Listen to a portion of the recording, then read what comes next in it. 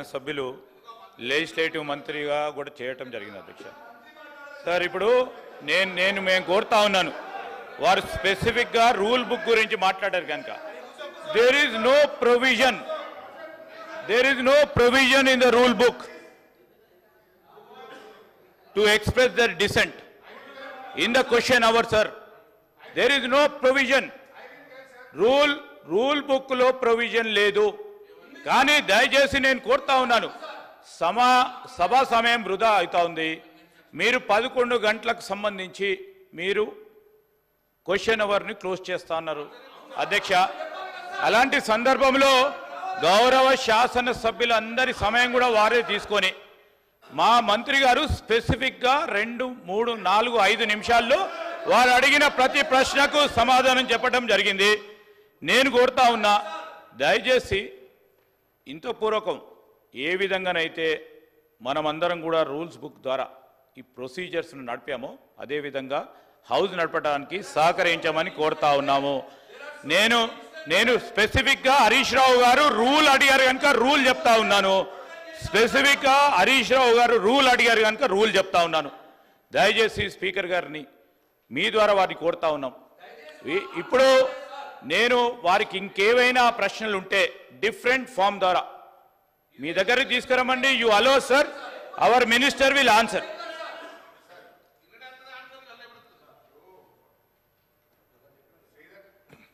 శ్రీధర్ బాబు గారి వ్యాఖ్యలు దయ్యాలు వేదాలు వల్ల ఇచ్చినట్టున్నాయి.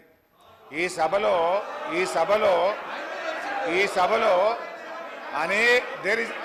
అనేక సందర్భాల్లో సాంప్రదాయాలు ఉన్నాయి. చాలా సందర్భాల్లో కూడా స్పష్టంగా ఇదే శ్రీధర్ బాబు గారు, భట్టి గారు, మేము ఎల్ఏ మినిస్టర్ అన్నప్పుడు క్వశ్చన్ అవర్లో సరైన సమాధానం రాలేదని మీరే అనేక సార్లు ఈ సభలో వాకౌట్ చేసిపోయారు. మీరు ప్రొటెస్ట్ చేసే అవకాశం ఇచ్చాం. సో నేను సార్, స్పీకర్ సార్, 1 నిమిషంలో మా నిరసన చెప్పి బయటకు వెళ్ళిపోతాం. I don't want to waste the time. ఎందుకంటే ఇందులో సిగ్నేటరీ కాకపోయినా మీరు సాంబశివరావు గారికి అవకాశం ఇస్తారు. అక్కడ సభా సమయం వృధా కాదు. మాకు సరైన సమాధానం రాలేదని మేము అడుగుతామంటే మా గొంతు నొక్కడానికి మాత్రం సభా సమయం మీకు అడ్డం వస్తున్నది. అయితే అధ్యక్ష, గౌరవనీయ మంత్రివర్యులు, గౌరవ ముఖ్యమంత్రి గారు, స్పీకర్ సార్,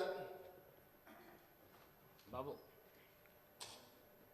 హరీష్ రావు గారు దాదాపుగా 2004-05 సంవత్సరం నుంచి శాసనసభ్యుడిగా ఈ సభలో కొనసాగుతున్నారు.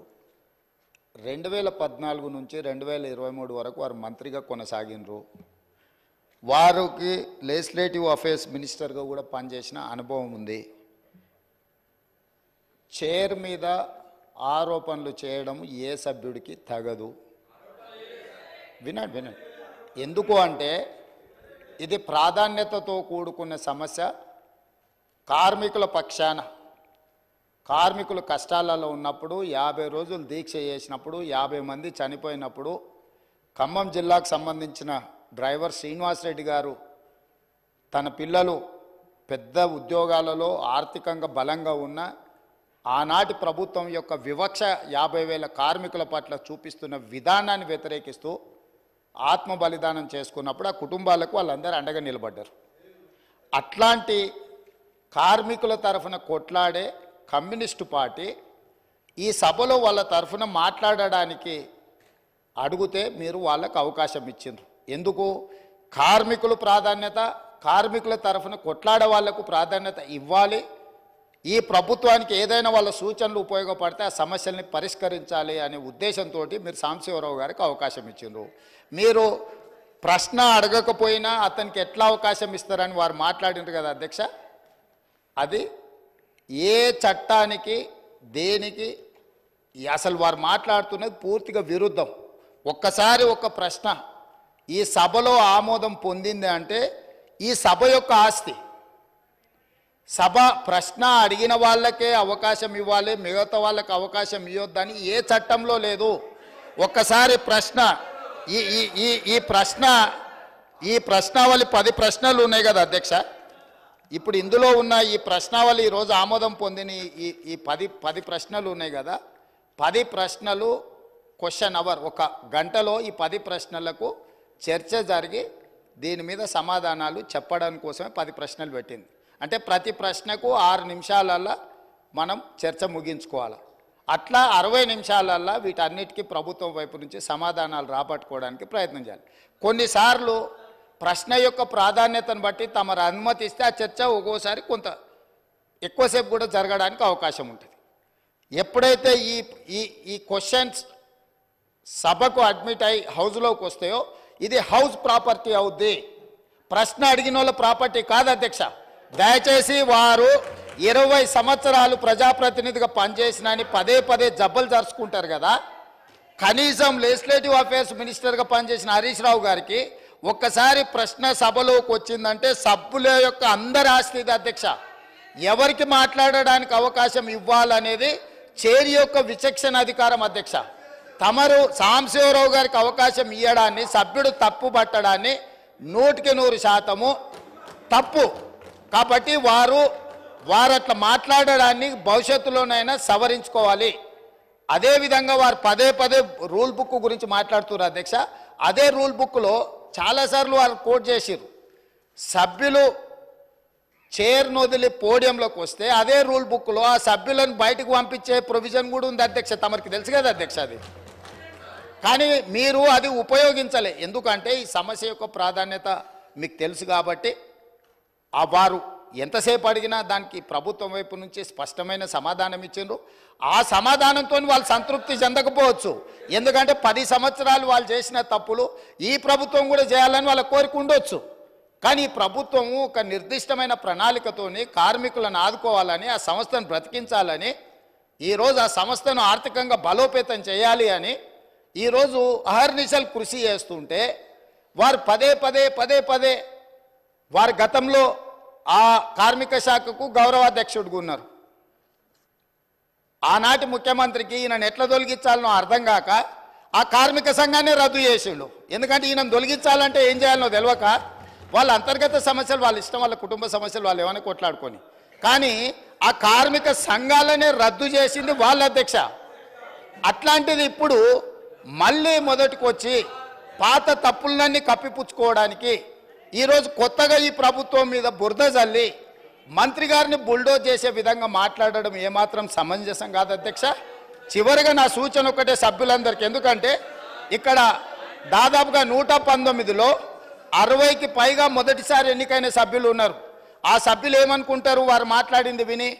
హరీష్ రావు గారికి 20 సంవత్సరాల అనుభవం ఉన్నది, ప్రశ్న వేసిన వాళ్ళే సప్లిమెంటరీ క్వశ్చన్స్ అడగాలనేమో అని ఈ సభ్యులందరూ కూడా తప్పుగా అర్థం చేసుకునే అవకాశం ఉంది. అందుకే మా నూతన సభ్యులకు నేను చెప్తున్నా, ఒక్కసారి క్వశ్చన్ హౌస్లో అడ్మిట్ అయిందంటే ఆ క్వశ్చన్ అనేది హౌస్ ప్రాపర్టీ. ఈ హౌస్లో ఏ సభ్యుడైనా కూడా సప్లిమెంటరీ క్వశ్చన్ అడగడానికి అవకాశం ఉంది. సప్లిమెంటరీ క్వశ్చన్ అడిగినప్పుడు స్పీకర్ అనుమతిస్తే ఎవరైనా మాట్లాడడానికి అవకాశం ఉంది. కాబట్టి మా నూతన సభ్యులకు కూడా నేను చెప్తున్నా, ప్రశ్న సభలోకి వచ్చిందంటే ఇది హౌస్ ప్రాపర్టీ. కాబట్టి సభను తప్పుదోవ పట్టించే ప్రయత్నం చేయొద్దని చెప్పి వారికి సూచన చేస్తున్నా అధ్యక్ష. Question hour is over. Remaining questions are postponed. All papers are placed and laid on the table of House. వాయిదా ప్రతిపాదనలు శ్రీ పాల్వాయి హరీష్ బాబు గారు. ఇటీవల కురిసిన నిరంతర వర్షాల వలన గోదావరి మరియు దాని ఉపనదుల వరదల వలన తెలంగాణ రాష్ట్రంలోని కుమ్రం భీం, ఆసిఫాబాద్, మంచిర్యాల్, భూపాల్పల్లి, ములుగు, ఖమ్మం మరియు భద్రాద్రి కొత్తగూడెం మొదలగు జిల్లాలలో జరిగిన పంట నష్టం గురించి చర్చించాలని కోరుతూ ఇచ్చిన వాయిదా ప్రతిపాదనను తిరస్కరించడమైనది. వాయిదా ప్రతిపాదన హరీష్ రావు గారు మీరు ఈ శాసనసభలనే సీనియర్ శాసనసభ్యులు. ఇది క్వశ్చన్ అవర్. ఇది సార్